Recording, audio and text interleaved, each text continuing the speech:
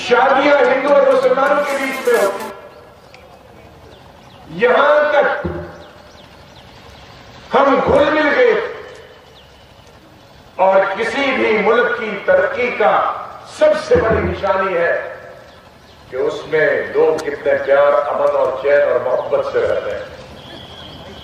لیکن بھائی جے پی نے اور مودی صاحب نے وہ ہمارا پریم، ہمارا محبت، ہمارا بھائی چارہ ہم سے چھین لیا۔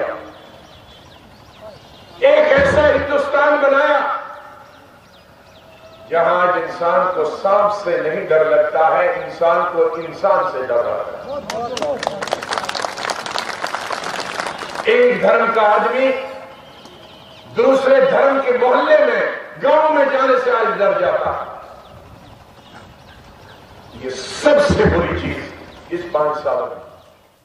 آپ کو میں سلام کرتا ہوں، نمسکار کرتا ہوں، ست سری اکال کرتا ہوں۔ آپ کو میں سلام کرتا ہوں، نمسکار کرتا ہوں، ست سری اکال کرتا ہوں۔ اس پنچ کے شہر میں تینوں ہندو، مسلمان اور سکھ بھائی پریم سے رہتے ہیں، اور مسلمانوں میں بھی ہمارے گجر بھائی، کشمیری بھائی، پہاڑی بھائی اور پہاڑی ہندو اپنے سکھ بھائیوں کے ساتھ پریم سے رہتے ہیں۔ لیکن وہ بھائی چارہ نہیں ہے جو 5 سال پہلے تھا۔ اس کے ساتھ ساتھ ہی جو وعدے کیے گئے تھے ہمیں پچھلے سال 5 سال پہلے، مودی صاحب نے خود وعدے کیے، وہ سب جھوٹے وعدے، وہ فریب تھا، دھوکہ تھا ہندوستان کے 130 کروڑ عوام کے ساتھ۔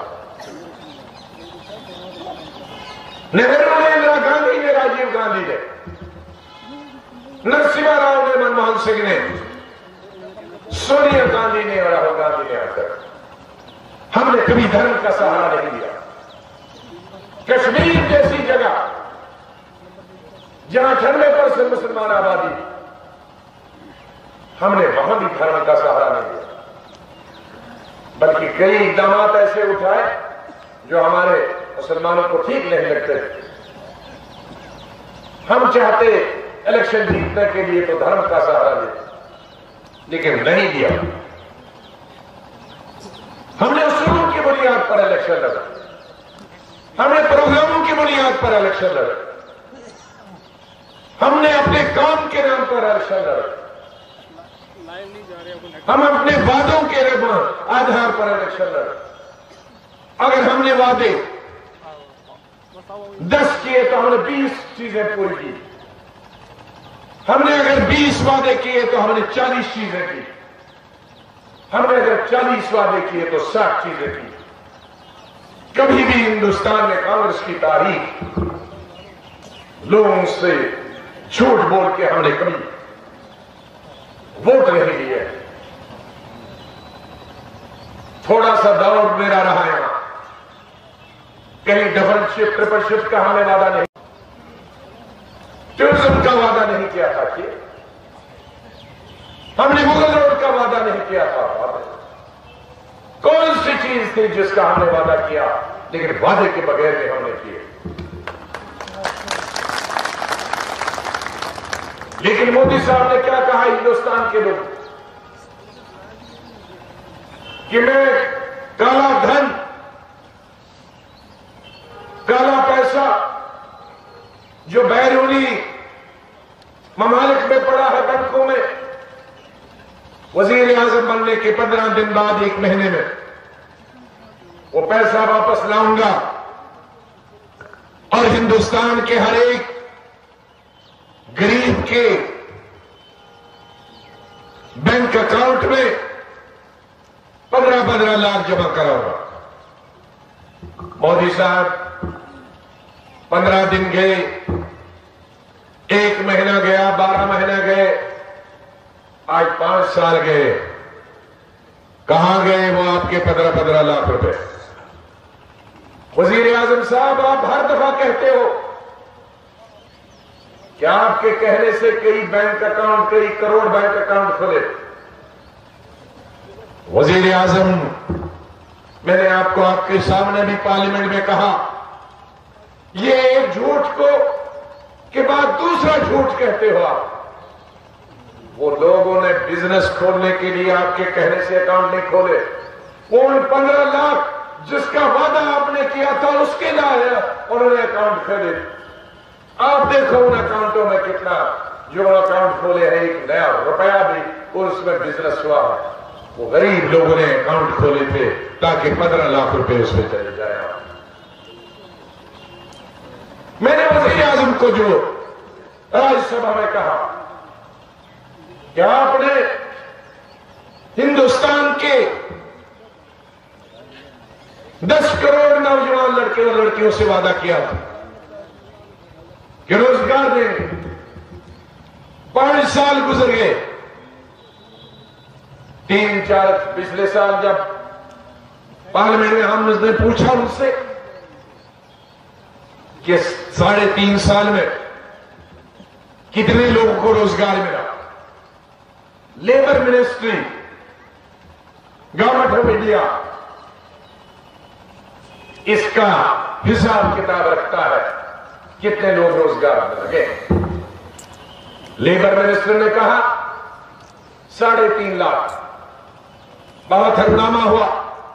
ابھی تک 7 کروڑ لگنے چاہیے تھے. 3.5 لاکھ کیسے؟ لیکن ہمارا سوال اور اس منسٹر کا جواب اس پر بھاری پڑا. وزیر اعظم نے اس محکمے کا وہ حصہ جو حساب کتاب رکھتا ہے اسی دن سے بند ہو گیا. اور یہ ایک نہیں 6 ایسے محکمے ہیں گورنمنٹ آف انڈیا میں جس میں غریبی کی ریکھا کتنی ہوئی. جب وہ اوپر نہیں بڑھا تو وہ محکمہ بند ہو گیا. باہر سے پیسہ کتنا آیا وہ جب اس میں ریکارڈ ٹھیک نہیں رہا تو وہ بند ہو گیا. کتنے بچے بھوک مری سے مرتے ہیں جب اس پہ رپورٹ آئی تو وہ ڈپارٹمنٹ کا وہ محکمہ بند ہو گیا. اسے ڈکٹیٹرشپ کہتے ہیں. اسی لیے میں نے کہا تھا کہ بڑی محنت کے بعد گاندھی نے نہرو نے ہمیں جمہوریت دی تھی لیکن ہم ڈکٹیٹرشپ میں آ گئے. یہ سوال ہے آج ہر چیز خریدی جائے. ہندوستان کی تاریخ میں پہلی دفعہ 4 سپریم کورٹ کے ججوں نے پریس کانفرنس کی. آپ یہاں پنچ کا ایس ڈی ایم کبھی زندگی میں آپ نے سنا وہ پریس کانفرنس کر انٹرویو دیے ایس ڈی ایم منصف. لیکن ہندوستان کی تاریخ میں 4 سپریم کورٹ کے جج اس میں آج کا سپریم کورٹ کا چیف جسٹس اور یہ جج کون تھے؟ Number 1 number 2 number 3 number 4 seniority میں. یہ 4 نمبر 1 نمبر 2 نمبر 3 وہی جیسے میں نے کہا نمبر 2 تھا وہ آج چیف جسٹس ہے. انہوں نے پریس کانفرنس کی اور لوگوں کا آواز دی کہ جمہوریت خطرے میں ہے. جب ہندوستان کی 4 سپریم کورٹ کے جج کہیں کہ ہندوستان کی جمہوریت کے بچاؤ تو پھر اس دیش میں رہا کیا؟ اس لیے پنچ کے لوگوں جان جاؤ ملک ایک بڑے بحران سے گزر رہا. آپ کو بحران کا اس لیے پتہ نہیں چلتا کیونکہ تمام ٹیلی ویژن سرکار نے خرید لیے ہیں. سرکاری پارٹی نے خرید لیے. تمام بڑے پیپر خرید لیے. اس لیے روشن کی آواز نہیں آتی. میں 1.5 گھنٹہ روز بولتا ہوں پارلیمنٹ میں ایک لائن بھی نہیں آتی. یہ تو سوشل میڈیا بیچارے ایک لائن دیتے ہیں لیکن سرکار کے منتری چھینک بھی مارتے ہیں تو وہ 24 گھنٹے چلتی ہے. اس لیے میرے بھائیوں اور بہنوں اب آپ اس وقت کھانا کھائیے اور نکلیے. جیسے ہم لوگ نکلے ہیں کہ شہر بنائیے الیکشن کے بعد. تب تک کھانا پینا صرف زندہ رہنے کے لیے رہنا. سونا بھی صرف زندہ رہنے کے لیے. یہ اگر آپ اور میں شکریہ کرتا ہوں نیشنل کانفرنس فاروق عبداللہ اور محمد اللہ صاحب کا کہ انہوں نے ملک کی نزاکت کو حالات کی نزاکت کو یہ دیکھتے ہوئے کہ سیکولر ووٹ نہ بڑھ جائے، اس کے لیے انہوں نے یہاں دونوں جگہ سے اپنا کینڈیڈیٹ کھڑا۔ میں شکریہ ہماری دوسری پارٹی سے بھی کرتا ہوں، سب کچھ لٹا کے ہوش میں آئے تو کیا کیا۔ یہ بات میری اگر انہوں نے 4 سال پہلے سنی ہوتی، میں نے بھیک مانگی تھی ان سے کہ مت کرو، تم نہیں جانتے ہو بی جے پی کو، میں 40 سال کسی ہندوستان کے ماحول میں ان سے لڑتا جھگڑتا تک یہاں پہنچ گیا ہوں، تم نہیں، تم تو پیاری پیاری باتیں سنتے ہو، ہاں لڈو ایک کھلایا تو اسی میں چل گئے، یہ لڈو کھلاتے ہیں اور بغل میں چھری منہ میں رام رام کرتے ہیں، تم نہیں جانتے ہو۔ میں نے کہا تھا کہ کانگریس اور این سی، اور مبارکباد کرتا ہوں کہ عمر عبداللہ صاحب نے بھی ایک دم ان کی مدد کرنے کے لیے کہا تھا۔ سونیا گاندھی کانگریس کا، میرا، سب کا کینڈیڈیٹ، پارلیمنٹ کا الیکشن کینڈیڈیٹ نہیں لڑتا ہے، پارلیمنٹ کا الیکشن پارٹی لڑتی ہے۔ ہم نے کہا یہ تو 7 کانسٹیچوئنسیاں ہیں، تمہارے یہاں 13 کانسٹیچوئنسی ہے، تم وہاں متھا بازی کرو، 13 سے ادھر سے ہم سب لوگ کریں۔ اور یہ خوش قسمتی کی بات ہے کہ ان کی پتنی اندرا یہاں سے آپ کے شہر سے ہے، تو 50% رمن بلہ راجوری پنچ کے ہیں، 50% جموں کے ہیں۔ بھائی آپ 50% والا اپنا فرض تو آپ کریں، اور لڑکی والوں پر تو بڑا بوجھ ہوتا ہے، لڑکی والوں پر تو بوجھ ہوتا ہے، وہ کستے ہی ہیں ہمیشہ، ہاں لڑکے والے ہمیشہ نخرا دیتے ہیں۔ تو ہم نے راجوری پنچ والوں نے اپنا فرض جو لڑکی والا ہے راجوری پنچ کے ہندو مسلمان بھائی گجر پہاڑی سب نے پورا کرنا، ٹکو نے کیا اپنی بیٹی کا جو حصہ ہے وہ پورا دہیج دینا ہے کہ اس سے ہمارے بچے پورے بھر جائیں۔ اب پھر حساب کتاب ہم سے لیتے ہیں راجوری پنچ والے، تمہارا حساب کیا ہے؟